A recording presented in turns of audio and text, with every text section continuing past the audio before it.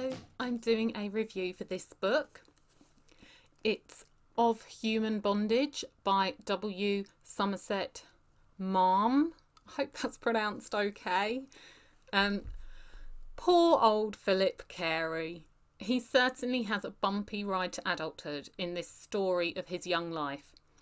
This book follows the life of Philip Carey from about the age of 9 until he's about 30. It is written in a very engaging style, and I found it very easy to sit and read and read and read. I could hardly put it down. I've enjoyed reading this book so much I could have happily read it forever. There were a lot of ups and downs on Philip's journey with high and low emotions.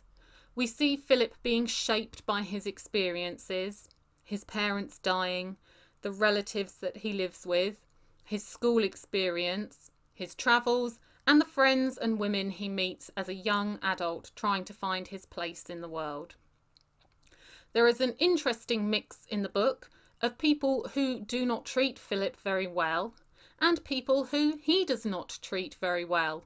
And I felt that this reflects well how real life unfolds.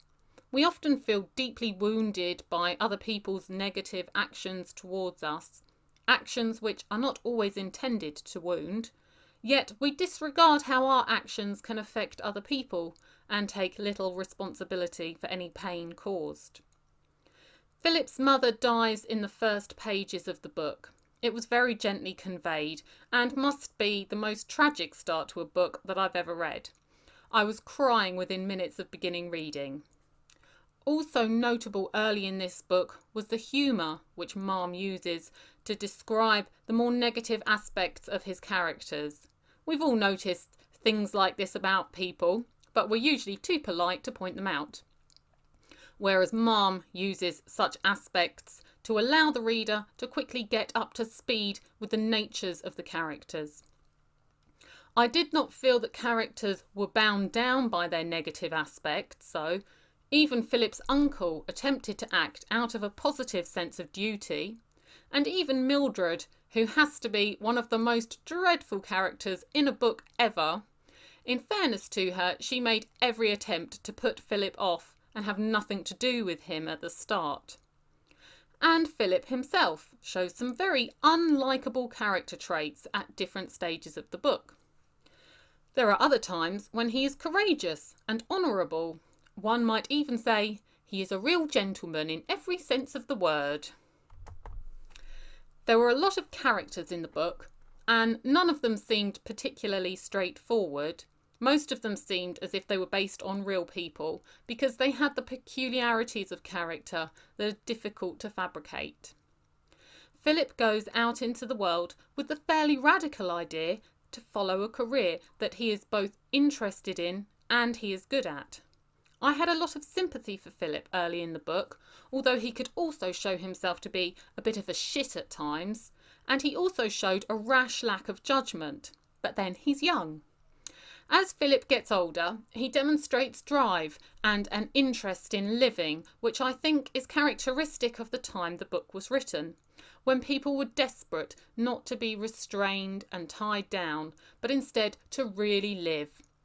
Although it is difficult to pinpoint what really living is. And money to fund all this real living is an ongoing problem for most people. As Philip gets older and experiences more aspects of life, he learns to rise above his snobbery and get over himself. He begins to live more fully in the moment and without so much of the shyness which previously held him back. I was in awe of Philip's courage to say no to things he didn't want to do and to go for his dreams. As he gets older, he finds a middle way between the loftiness of his ambitions and the drudgery of real life. I liked the quote when, having left the camaraderie of Paris and now studying medicine in London and finding it dull and lonely, he found that it was easy to make a heroic gesture, but hard to abide by its results. Philip was often quite an unlikable character, but I couldn't help being hopeful for him. Although Philip could be quite disagreeable, As the reader, we can understand how Philip has become socially awkward. He could also be quite a vindictive little shit, like when he did his friend over so that he could chat up Mildred. And Mildred, what a character. There were lots of characters in the book, and twists and turns, so that I couldn't accurately predict where the story would go next. Of Human Bondage shows how nonsensical life can be. At one point, Nora loves Philip and is so good to him you would think he would grasp this opportunity to be happy. But Philip can't help loving Mildred, even though he knows Mildred doesn't love him and she treats him terribly. Later, when Mildred trashes Philip's home because he won't be more than just friends with her, it made me wonder what makes people the way they are. Most people amble through life, picking and dropping people and other things up as best suits them at the time, butting up against other people's behaviour, and if they're lucky, very slowly they acquire some wisdom along the way. As much as environment shapes how people can behave, it is just as common to have two people confronted with a situation and they respond to it very differently. Whilst we're busy trying to make sense of the world, we're most often more of a mystery to ourselves than anything else.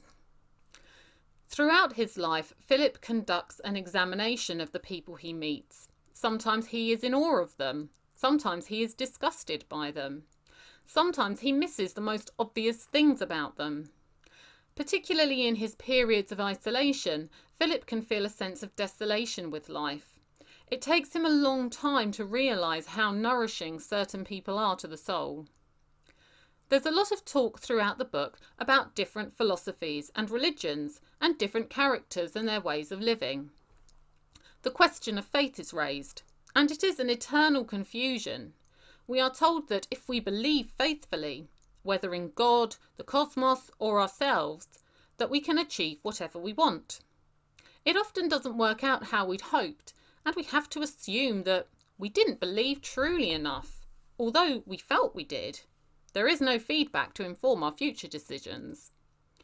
Philip loses his faith in religion, and although he remains disillusioned with God, he struggles to find a suitable replacement system to live by. Philip finds that whatever philosophy he tries to live by does not seem to be reliable or satisfying. People are often liberal with their opinions of how a person should live, yet they rarely live by their own advice. And are we looking to emulate them anyway? In the end, we have to decide for ourselves. Although, as Philip finds out, our instincts often seem to lead us into trouble. Experience certainly brings some wisdom, but we can never really be sure if we are making the right decision. There is a lot of attention to the futility of life, whether it is the desperation for hunger, of hunger for food or money, love sickness, or depression at the disappointment of life. Living seems to be a constant battle, with little persuasion to survive other than a vague hope that things will be better in the future.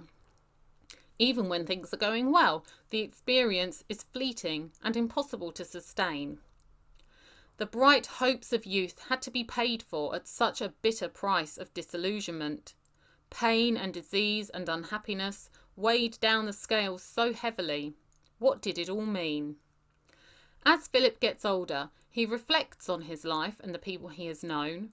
He has changed and grown up a lot. He is not so needy and he is more tolerant.